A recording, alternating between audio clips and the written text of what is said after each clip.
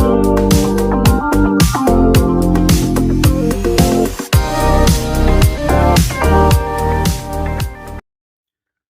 dan Bapak yang amat dihormati sekalian, sudah pasti beberapa waktu kebelakangan ini kita melihat di media sosial berkaitan dengan satu gambar ataupun satu lukisan, dan di dalam lukisan itu terpapar seorang pemimpin politik.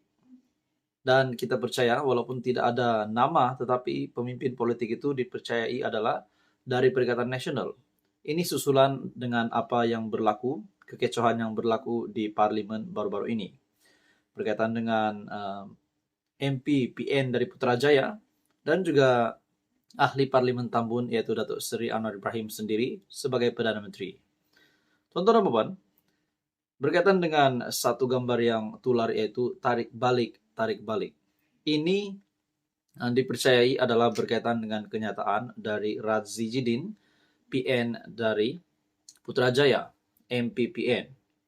Satu artikel dari Malaysia Kini, ahli parlimen PN keluar dewan protes dakwaan Anwar.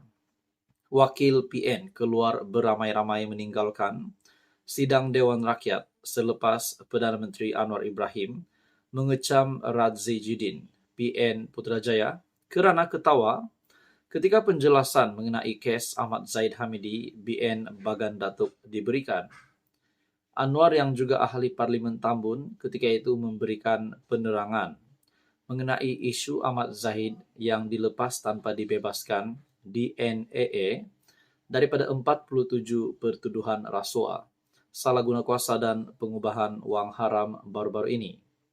Kata Anwar, isu mengenai apa yang dibincangkan di antara dia dengan peguam negara sebelum ini, Idrus Harun, dibangkitkan oleh Hamzah Zainuddin, PN Larut.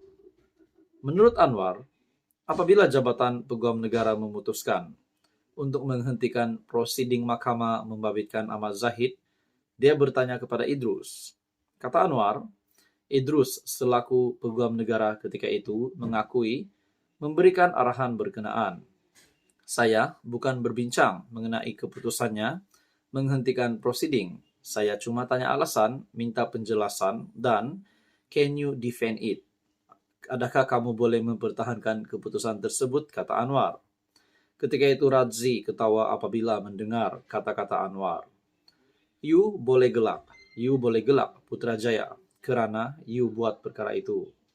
Kenyataan itu dibantah oleh Radzi yang bingkas berdiri dan mendesak Anwar menarik balik kata-kata berkenaan.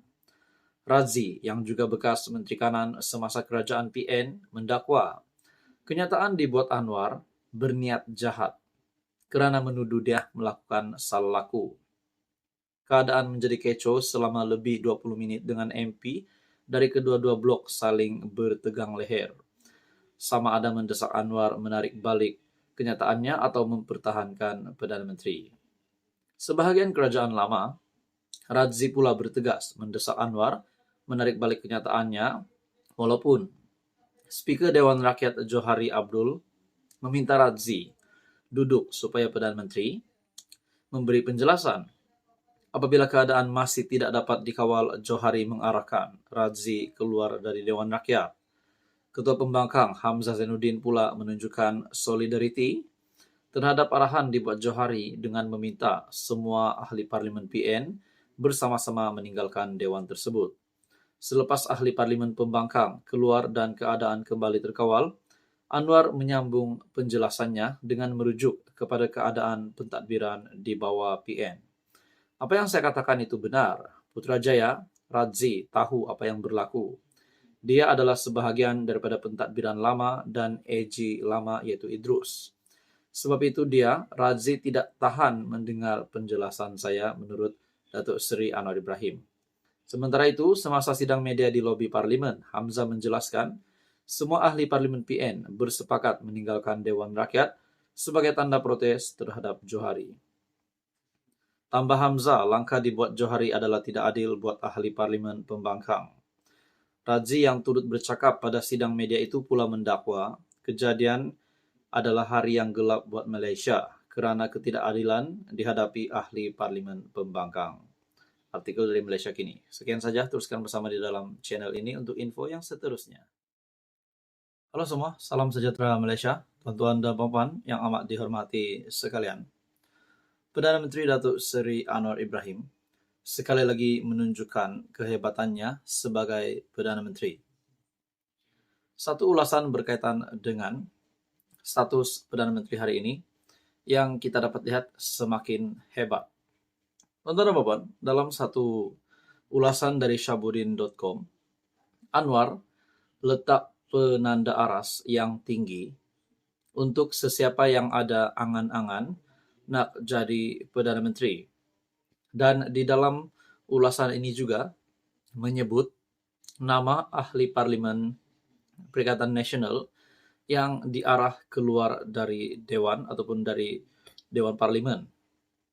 Menyaksikan ucapan Perdana Menteri Anwar Ibrahim ketika menggulung perbahasan usul kajian separuh penggal RMK12 di Parlimen, paling ketara ialah beliau telah meletakkan tanda aras yang tinggi bagi sesiapa yang memegang jawatan tersebut.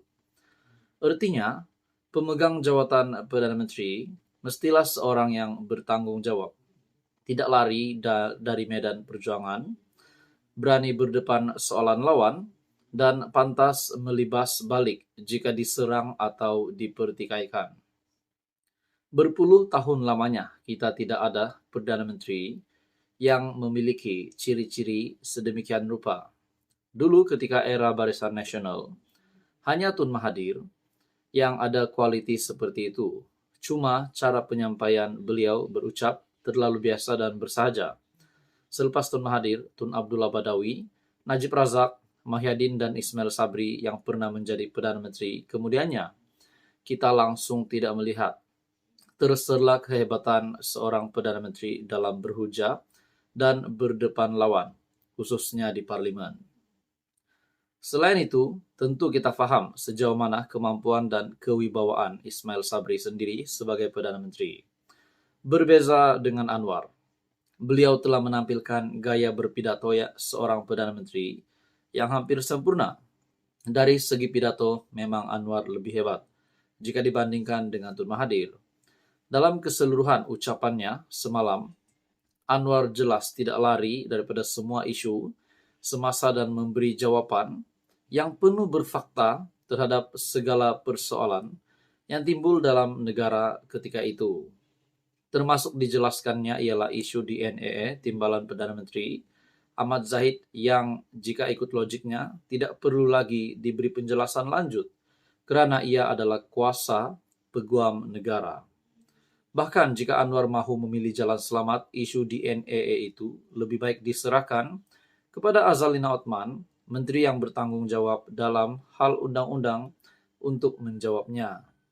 Namun tidak demikian dengan Anwar kerana beliau terbukti seorang yang bertanggung jawab atas kedudukannya sebagai PM, lalu memilih untuk tidak lari daripada memberi penjelasan berkaitan isu tersebut.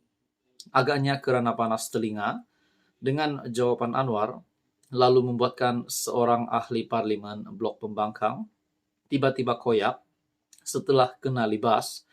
Seterusnya terjerit-jerit perkataan tarik balik, persis seorang budak sekolah rendah saja lagaknya menurut Syahbudin.com. Kemudian seluruh blok pembangkang PN turut koyak dengan mereka keluar secara beramai-ramai meninggalkan Dewan Rakyat. Syahbudin.com, kenapa mudah sangat mereka koyak? Patutlah ketika jadi menteri semasa era PN sebelum itu, kerajaan ketika itu ditakrif sebagai gagal secara total. Ketika ada kuasa dan berjawatan menteri, mereka tak berfungsi. Dan entah apa-apa yang dilakukan di kementerian yang diketuai, bila jadi pembangkang, pula terlalu mudah koyak dan seolah-olah hanya memiliki hati selembut tisu. Mudah kata mereka ini tidak layak langsung jadi kerajaan, jadi menteri. Jauh sekali untuk mengidam jawatan Perdana Menteri.